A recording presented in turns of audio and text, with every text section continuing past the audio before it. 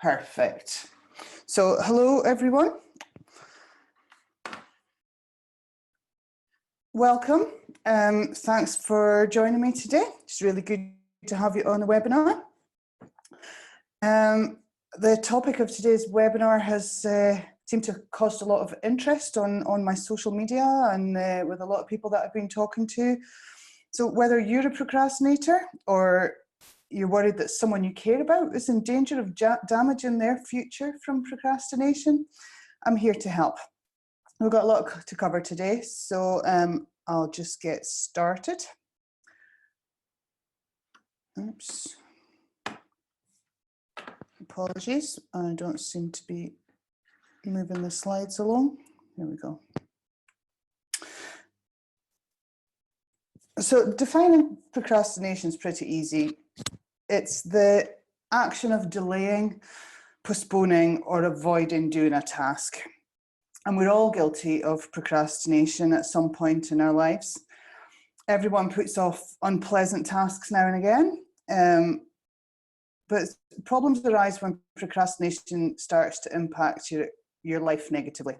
So if chronic procrastination extends to matters of health and self-improvement, you might be at risk of adverse outcomes. So we're going to take a look at the signs, the common reasons for procrastination, and how to get the job done.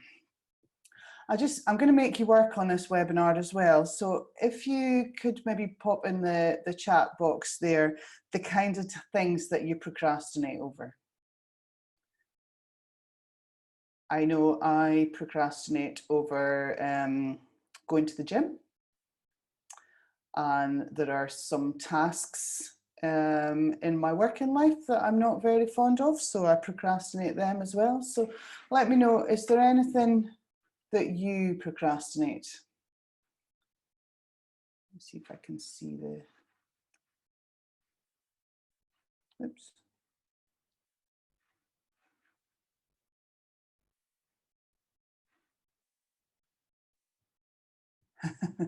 Following up after networking.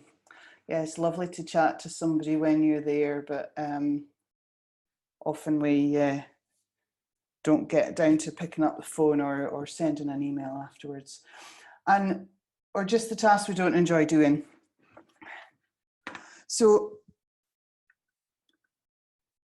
according to the research, 20% of the population are considered true chronic procrastinators. And chronic procrastination, these sufferers often suffer from broken marriages, lost jobs, deflated dreams, like my dream of having a fabulous body that I'm procrastinating going to the gym. Financial disarray, because those are some of the tasks I know that a lot of people don't like doing and procrastinate those. They have self-esteem issues, and these are serious issues. And while putting off that task you've been dreading might seem harmless, it can in fact lead to severe consequences.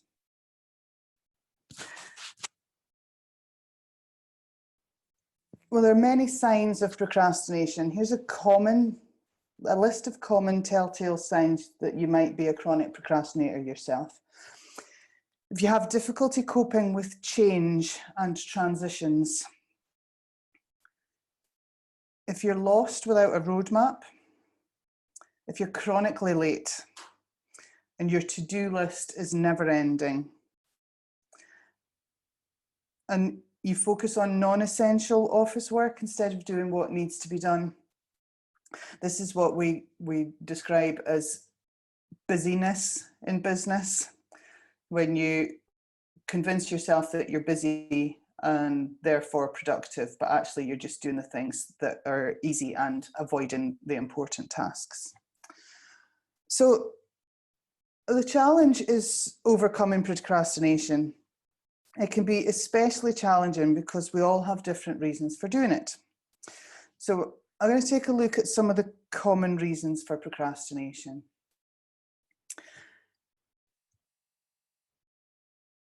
The plague of perfectionism. The fear of making mistakes is real, and it can cause people to put off important things for another day because they're scared that they won't do it properly. Perfectionism might seem like a good quality, but it can be really detrimental. Perfectionism is often confused with having high standards, but with perfectionism, those standards are often unrealistic. And procrastination occurs as a result of thinking such a standard can never be achieved, so why try?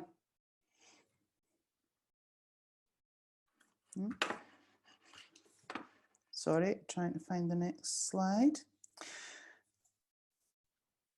Fear is a deep-rooted cause of procrastination. From the fear of failure to the fear of success, fear can be crippling. For many, the idea of failure can be devastating. It stems from a view of failure as a final result rather than a stepping stone. And failure is seen as a permanent stain on one's reputation, causing self-esteem to take a significant blow every time an objective isn't achieved. And that's a lot of pressure. But on the flip side, many procrastinators are also fearful of success. And success can also create a lot of pressure with the perceived expectations to achieve more. And the idea of people demanding more of you after you achieve something can cause lots of people to sabotage their potential success by procrastinating. I'm going to talk a little bit more about fear of failure here, actually.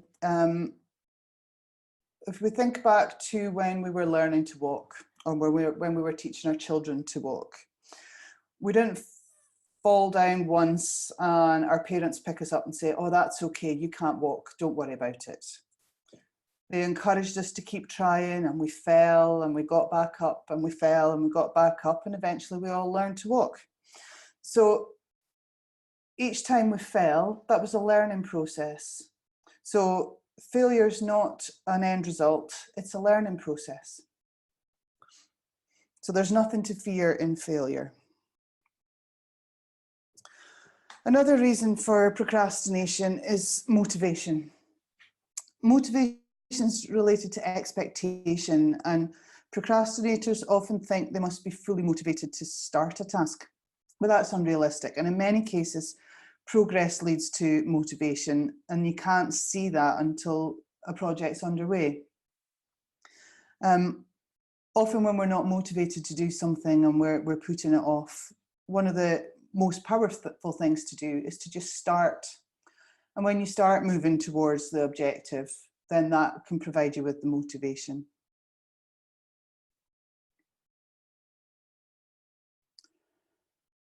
And then lack of interest. We're all guilty of delaying or avoiding the tasks we find unappealing. But if everyone put off the things they didn't want to do, nothing would ever get accomplished. So somebody did put in the chat there that they procrastinate the tasks they don't enjoy doing. These could be from changing nappies to filing paperwork. There are many jobs that we all wish to avoid, but doing that just creates more work and heightens the stress of the increasing to-do list. Now, this one's really, really relevant. We're all faced with modern day distractions. Tell me what the distractions that you have that cause you to procrastinate. Just write in the chat box there something that distracts you. Facebook, absolutely. Social media, we can get lost for hours in social media. Also, emails coming in when you're not expecting to be working on emails. You go and reply to 10 emails rather than doing the task that you were intending to do. Yes, definitely emails, somebody said there. From email or social media, addictive games. Lots of people get addicted to games on their phones as well. Entire worlds are at our fingertips on our smartphones. The internet and gossip around the workplace as well are all to blame when it comes to distractions. So now that we've got a better understanding of the common reasons as to why people procrastinate, let's talk about how to overcome those habits. So if your tendency to procrastinate is related to perfectionism, you might need to consider your mindset. The fear of making mistakes is associated with having a fixed mindset, which, here's a book recommendation for you, is Carol Dweck, D-W-I-C-K, and her book is Mindset, The New Psychology of Success. And in that work, she explains that those with a fixed mindset believe that their abilities are set in stone, so they only focused on their current intelligence or talents and think more can't be developed. But this mindset slows the person's ability to grow and learn and to make positive changes. So having a fixed mindset can really hold you back. So we're looking at opening up to a growth mindset, that even though you can't do that at the moment, or you're not very good at that at the moment, that you can develop your skills and improve. So whether you fear a negative outcome or fear failure, here's some questions to ask yourself next time you feel procrastination setting in. You might even want to write these down. I like this first one's really, really powerful. What are you afraid of? What's the worst possible consequence that could happen? And what could happen if I ignore the situation, if you continue to procrastinate? Why are you putting this off? What will I gain in the long run by putting this off? Well, in my case, I guess it's weight. If I keep putting off starting the gym program, I'm just going to keep getting fatter. How often do people actually die from doing this? Yeah, let's be realistic here. So you don't want to do the housework, but you know, it's not going to, there's actually more to gain by doing the housework than by not doing the housework. And there's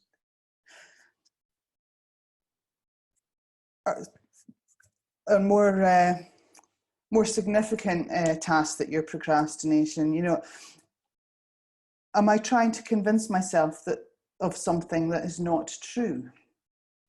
This is where we talk about the fear, and there's actually no such thing as fear.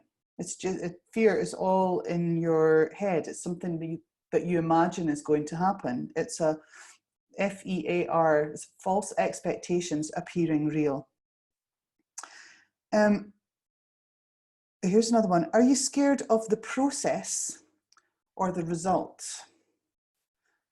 And I'll talk to you a little bit about something that I had been procrastinating for months, I suppose. I want to make the best of my social media presence, and I know that I should have some videos on social media. And I know that if I put videos on social media, then that's going to improve my visibility, my following, and hopefully generate me some clients. So I'm not scared of the results, but I was really uncomfortable about standing in front of a camera and talking to the camera. So I was scared of the process, but let's go back up the list a bit. How many people actually die from standing in front of a camera? What really was I afraid of? So I'm pleased to report that I filmed 10 videos yesterday and nothing bad happened. So it's fine. Another question to ask yourself when you feel procrastination setting in is, can I handle the outcome? Or am I trying to protect myself from a certain outcome? Oh, and am I actually scared? Or was I just told that this was scary? Public speaking. Lots of people are afraid of public speaking, even though they've never done it. So how do they know that it's scary? Or it's just somebody else said that it's scary?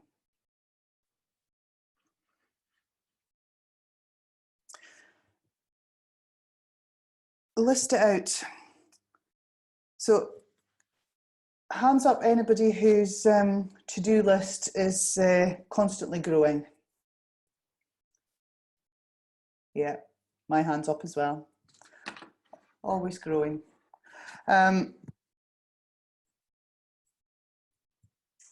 If you put specific deadlines to each task, then arrange the tasks in an order. That can help you manage your workload. And having specific deadlines will help you build a sense of momentum and build your confidence as you complete tasks. It's very satisfying to tick off the tasks that you're trying to achieve.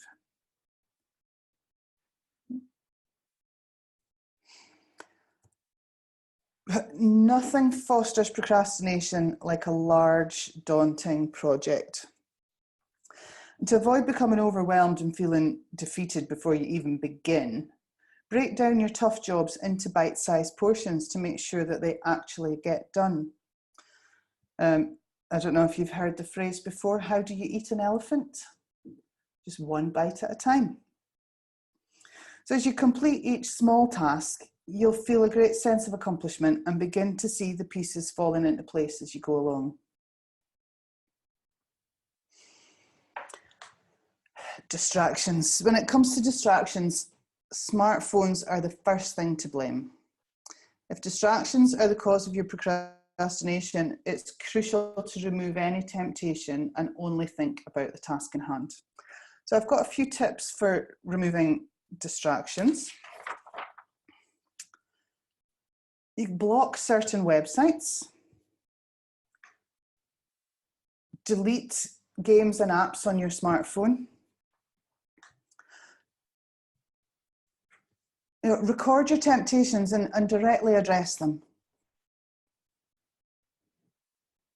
Facebook is a tremendous distraction, and we can justify it to ourselves that we've gone on there initially to post something in our business Facebook page, but then you get distracted by the things your friends are up to and who's having a birthday and somebody's nice picture of their dog, and Facebook's definitely a temptation. So how could we address that? I'm thinking that maybe I should delete Facebook from my phone and only look at Facebook in the evening on my iPad when I'm at home in the evening. That would stop it being such a distraction during the day. You could remove yourself from or turn off your Wi-Fi. Actually, in my house, the Wi-Fi is so poor that it's almost impossible to get on. Put your smartphone on airplane mode. Turn off the notifications. Somebody's just put that in the chat box. That's absolutely right. You don't need to know every time an email comes in. You can just go and read your emails when you choose. It's a really good way of removing that distraction. Depending on your environment that you're working in, wear noise cancelling headphones.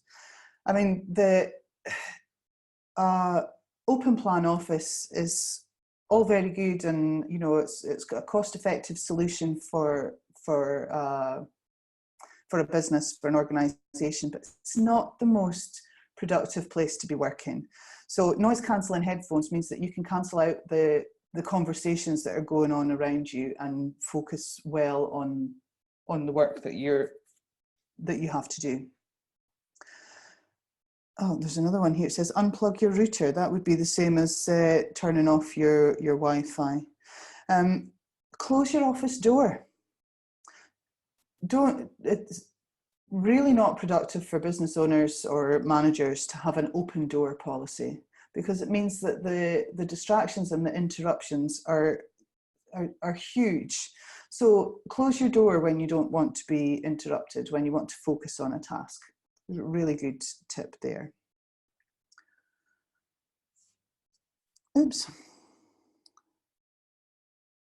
I think I was on the wrong slide. Here we go. Tackle the hard stuff. The most productive people agree To get ahead, start your toughest tasks first.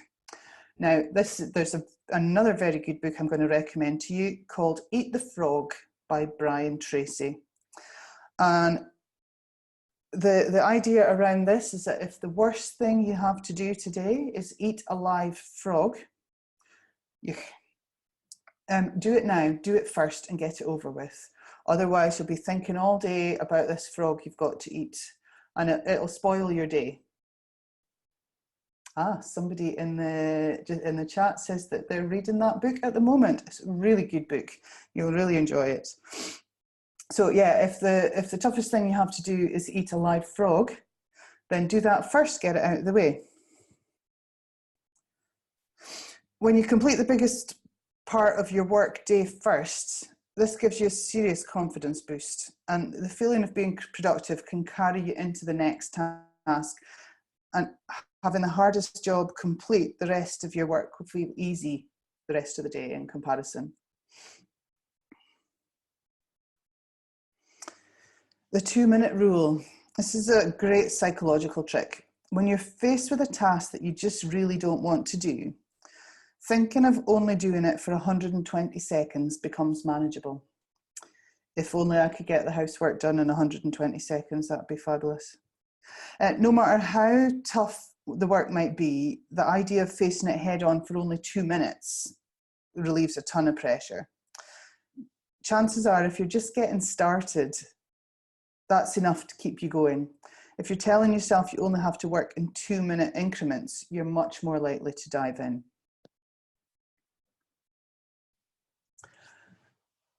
And this is a big one, such a big one. Accountability can be a significant motivator or demotivator when it's lacking. Creating to-do lists is enough for some people to hold themselves accountable. Checking your list throughout the day to make sure that you're completing the necessary tasks. So as a business coach, I'm encouraging my clients not to be procrastinators and to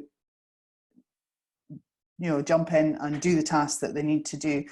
And my role is the accountability. And I have a client at the moment who is creating a to-do list at the end of every day, creating a to-do list for tomorrow, and he emails it to me.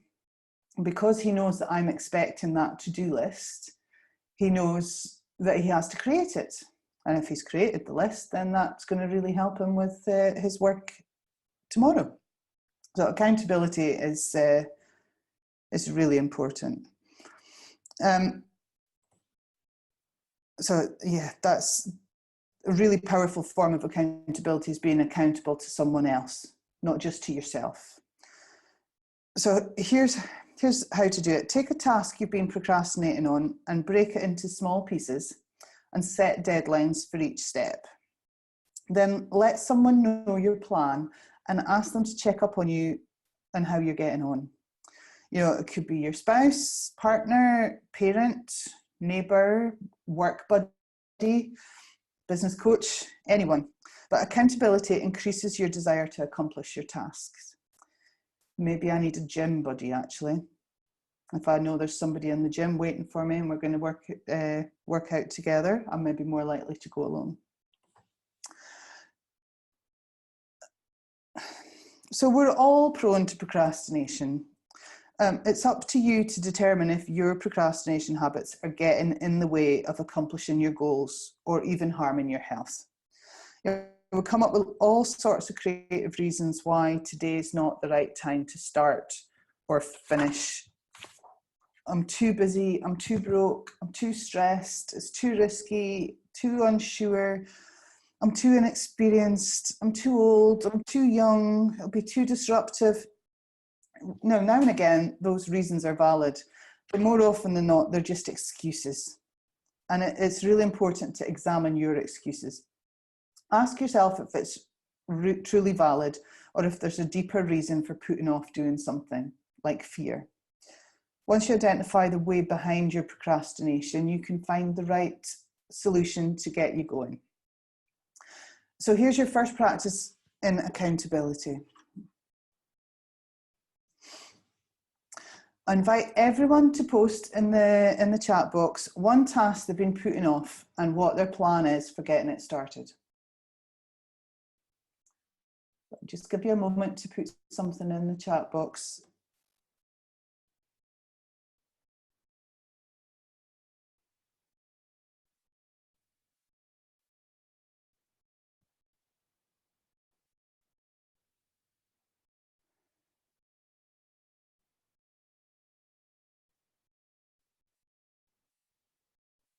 I'm thinking about something I've been putting off. Well, we'll talk about going to the gym, but I'm thinking if there are any business tasks that I could include in there.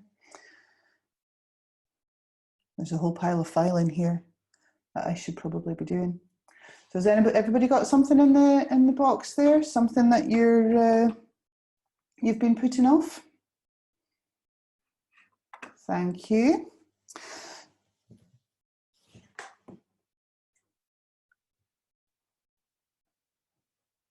Excellent. Really good good tasks there. What do you have a plan for getting started? Yeah, really good comment there, just to do a couple of things at a time. Diarise time in your day to make sure you're getting it done. So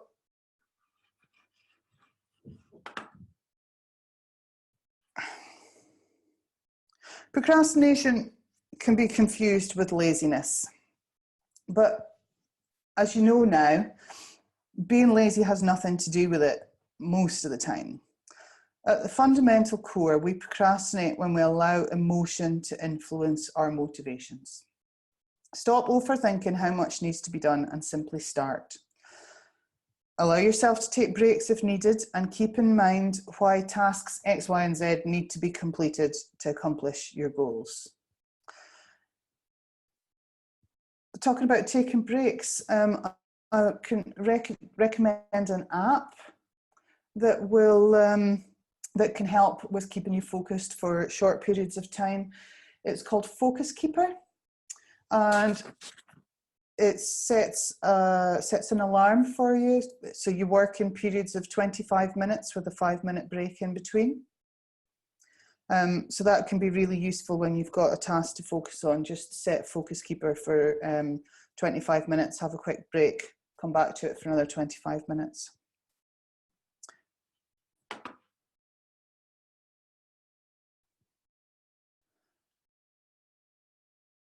Okay, so success is within your reach. I'm really glad that you've joined me today, and I hope you've learned how to identify the reasons behind your procrastination and gain some techniques for breaking through so you can start accomplishing your goals and gain the success you deserve. If anyone's got any questions or anything to add to what we've just discussed, feel free to post comments in the chat box just now, or when the recording goes online, you can comment below the video. Yeah, or message me or chat to me with your thoughts. And if you need one-on-one help getting yourself in gear, just let me know. So please reach out to me. I'd love to chat with you about your overcoming procrastination and the other ways that I can help business owners to take back control of their lives. So get in touch by email or by phone. And thanks again for making this webinar such a success, contributing throughout the day. And I hope many of you have, sorry, I've lost my chat there.